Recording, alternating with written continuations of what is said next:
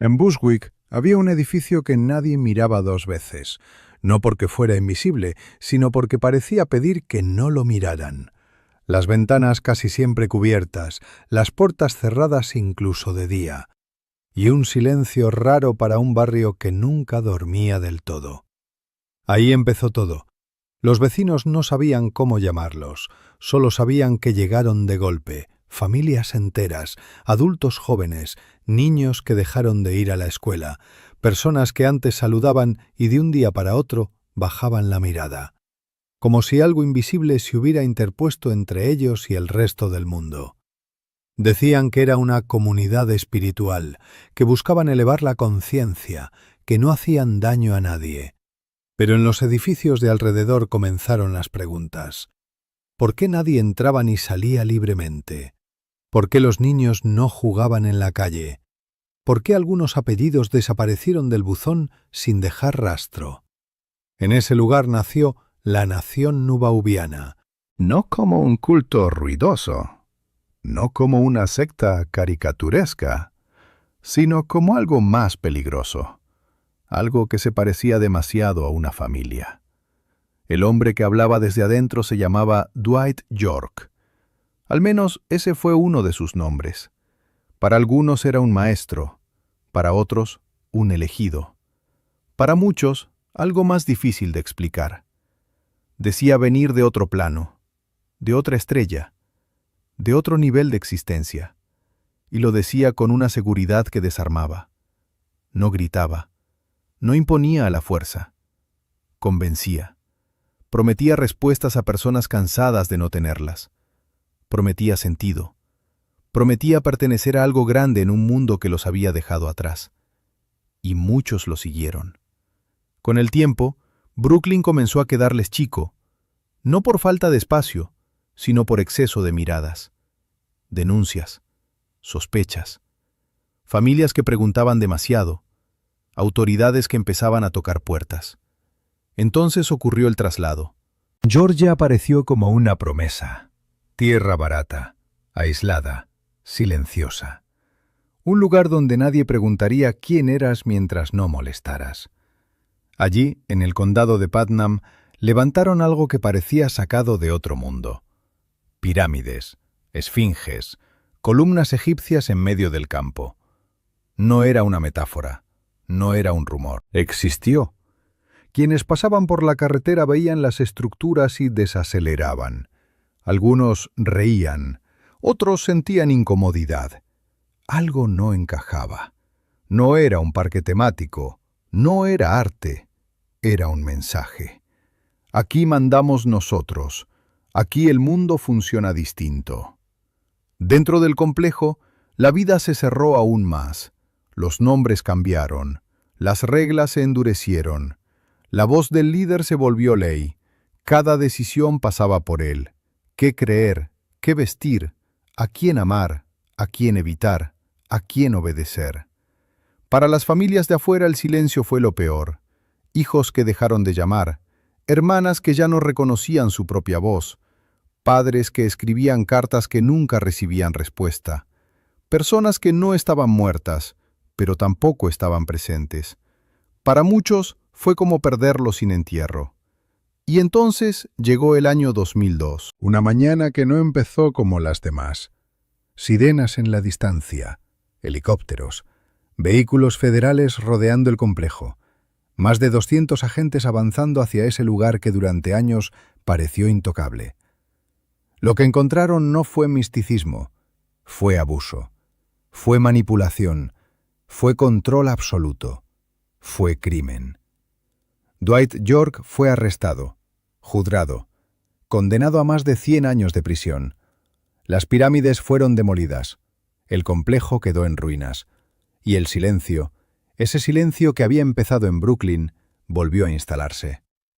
Pero esta vez era distinto, porque aunque el líder cayó, las heridas no desaparecieron. Muchas personas salieron sin saber quiénes eran fuera de ese mundo. Otras nunca regresaron a sus familias. Algunas cambiaron de nombre para siempre. Otras simplemente se perdieron en el anonimato. No hubo desapariciones mágicas. Hubo desapariciones lentas. de esas que ocurren cuando alguien deja de ser quien era, sin que el cuerpo se vaya. Y ahí está la parte que casi nadie cuenta. Las sectas no siempre se llevan personas a la fuerza. A veces se las llevan despacio, con palabras suaves, con promesas, con la idea peligrosa de que el mundo de afuera ya no merece ser habitado. Después del operativo, muchos pensaron que todo había terminado, que al caer el líder, la nación nuwaubiana se desmoronaría como las pirámides que fueron reducidas a polvo, que bastaba con esposar a un hombre para devolver a cientos de personas a la vida que habían dejado atrás. Pero no fue así, porque cuando una historia se vive desde adentro, no se apaga con una orden judicial. Los días posteriores al arresto fueron confusos. Algunos seguidores salieron del complejo sin mirar atrás. Otros se quedaron sentados en el suelo, en silencio, como si esperaran que alguien les dijera qué hacer ahora. Habían pasado tantos años obedeciendo que la libertad les resultaba extraña, pesada, inmanejable.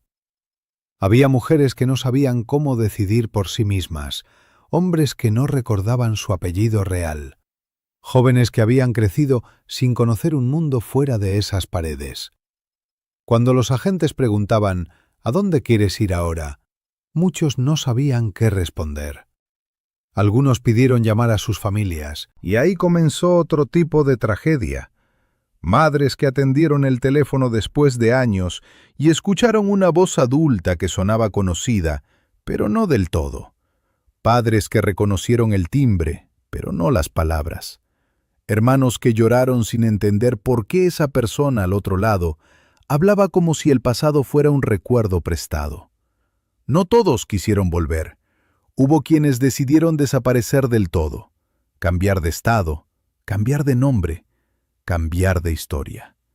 Para ellos, regresar era aceptar que habían perdido años de su vida siguiendo una mentira.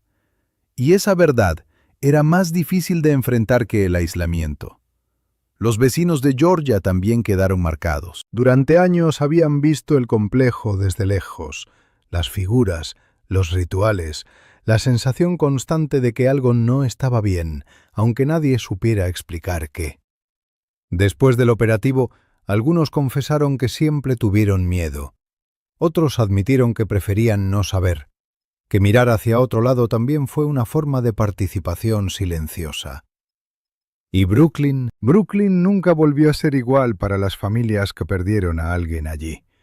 Hay historias que no aparecen en los informes, hijos que nunca volvieron a confiar en líderes, personas que hoy, décadas después, aún se despiertan sobresaltadas cuando escuchan ciertas palabras. Seguidores que siguen creyendo, incluso sabiendo la verdad, porque aceptar el engaño implicaría reconstruirse desde cero. Eso es lo que hace tan peligrosa una secta, no el lugar, no las pirámides, no el líder, sino la forma en que se instala en la mente y se queda ahí, incluso cuando todo lo demás ha sido demolido. Hoy, donde estuvo el complejo, solo queda tierra. Nada que indique lo que pasó allí. Los autos pasan sin detenerse, los mapas no lo señalan. El paisaje parece tranquilo, demasiado tranquilo. Pero hay personas que al cruzar esa zona bajan la velocidad sin saber por qué, como si algo invisible todavía observara desde debajo del suelo. Porque hay historias que no desaparecen cuando se derriban los muros, solo aprenden a esconderse mejor. Y quizá por eso, años después, cuando alguien escucha hablar de la nación nuwaubiana por primera vez, siente un escalofrío difícil de explicar. No es miedo a lo sobrenatural, es miedo a lo humano, a entender que cualquiera, en el momento correcto de debilidad, podría haber cruzado esa puerta, a aceptar que el peligro no estaba en las pirámides, sino en la promesa de pertenecer a algo que parecía dar sentido a todo. Hubo algo que los informes nunca lograron explicar del todo, algo que no entraba en las categorías legales ni en los titulares de los periódicos. Después del operativo, algunos agentes confesaron, fuera de grabadora, que el silencio dentro del complejo era lo que más les había perturbado. No hubo gritos, no hubo caos, no hubo resistencia organizada, solo miradas quietas, personas que observaban cómo se llevaban a su líder como si eso ya hubiera ocurrido antes, en otro plano, en otra versión del tiempo. Como si nada de lo que pasaba fuera realmente definitivo. En los interrogatorios, varios seguidores repetían frases similares, aunque jamás se les encontró un guión común. Decían que aquello era solo una etapa, que el cuerpo podía ser encarcelado, pero no la verdad, que el mensaje volvería a manifestarse de otra forma. Para muchos investigadores eso fue lo más inquietante, porque entendieron que el problema no había sido un hombre, había sido una idea. Dwight York había cambiado de identidad decenas de veces a lo largo de los años: profeta, mesías, ser cósmico, maestro supremo, y cada transformación había sido aceptada sin cuestionamientos. No porque sus seguidores fueran ingenuos, sino porque la estructura de la comunidad estaba diseñada para romper la duda antes de que pudiera formularse. Primero se aislaba a la persona, luego se redefinía su pasado, después se reescribía su propósito. Cuando alguien preguntaba quién era, la respuesta ya no dependía de su historia real, sino del rol que se le asignaba dentro del grupo. Y así, lentamente, la identidad original se diluía. Por eso, cuando algunas familias recuperaron contacto con sus seres queridos, descubrieron algo doloroso. No bastaba con sacarlos de la secta, había que enseñarles de nuevo cómo existir en el mundo.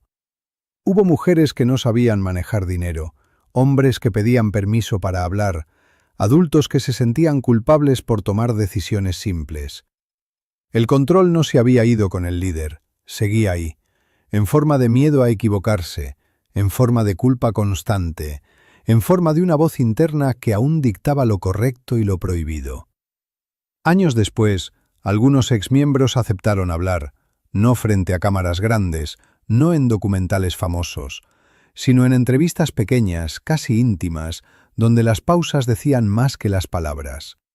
Uno de ellos dijo algo que quedó grabado: «No me secuestraron, yo entré caminando». Esa frase se repitió en distintas versiones, porque la nación nubaubiana no reclutaba con cadenas, reclutaba con promesas, con pertenencia, con respuestas para quienes ya venían cansados de no encontrarlas en ningún otro lado. Y ahí está la parte más incómoda de esta historia. No se trata de personas débiles, se trata de personas humanas. Hoy, el nombre de la secta aparece en foros, videos y redes sociales. A veces exagerado, a veces distorsionado, a veces convertido en leyenda. Se habla de familias desaparecidas como si hubieran sido tragadas por un misterio sobrenatural.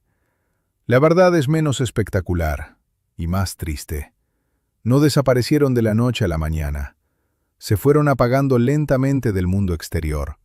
Se volvieron invisibles para quienes los buscaban. Y en algunos casos, eligieron no volver. Porque reconstruir una vida es más difícil que creer en una mentira bien armada. La tierra donde estuvieron las pirámides hoy parece normal. Árboles, caminos, silencio.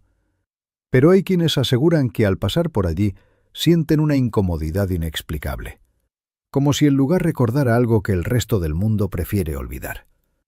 No por lo que ocurrió, sino por lo que demostró. Que no hace falta magia, ni hipnosis, ni fuerzas oscuras para perderse. Basta con una voz convincente, un momento de vulnerabilidad, y la promesa de que, por fin, alguien tiene todas las respuestas. Y por eso esta historia aún continúa.